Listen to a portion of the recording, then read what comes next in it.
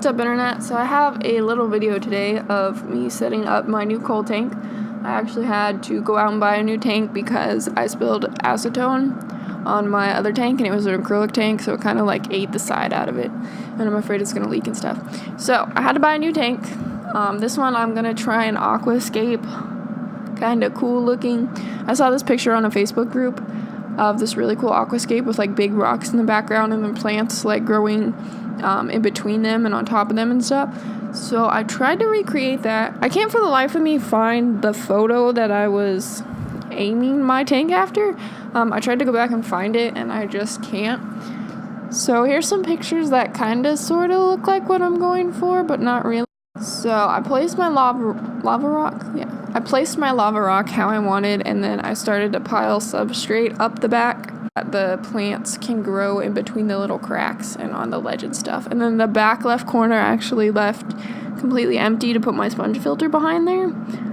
I hope that's a good place for it. I don't know how the rocks are gonna affect its flow and stuff. Hopefully it works out.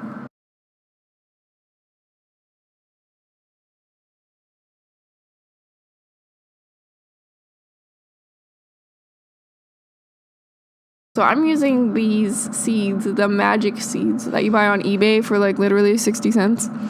They've turned out to be dwarf hygrophillia.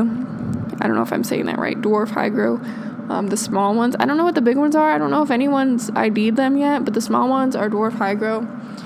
And they look super pretty and they carpet super fast. So I like using them. So with this tank, I tried not using a dry start because on the package it says to keep the tank drained and then water it like it's a plant, and then when it starts to grow quickly then you add your tank water.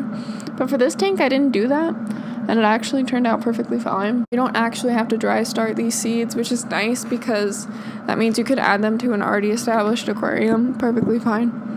So here I'm adding water to them because when they get wet, they kind of turn into this like jello sticky substance that sticks it to the substrate. So I wanted to get them stick to the substrate so that when I added the water, the seeds wouldn't go where I didn't place them. They kind of still did a little bit anyway, but I do think that it helped a lot.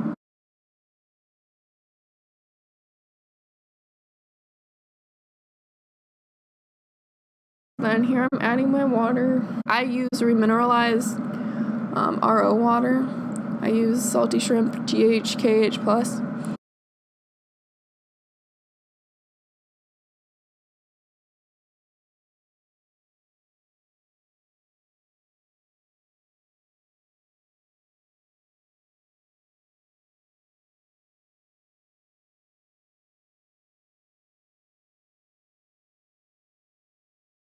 So here's the plants after 2 days. They don't really do much the first day. They kind of just turn into like a fuzzy mold that makes you wonder if you just completely ruined your tank or not.